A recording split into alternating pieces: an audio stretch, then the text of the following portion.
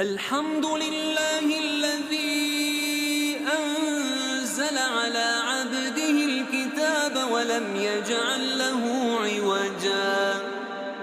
قيما لينذر بأسا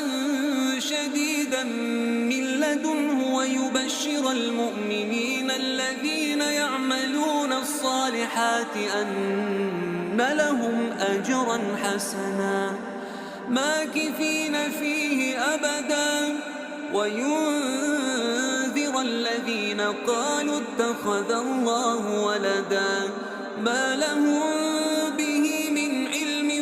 ولا لآبائهم كبرت كلمة تخرج من أفواههم إن يقولون إلا كذبا فلعلك باخع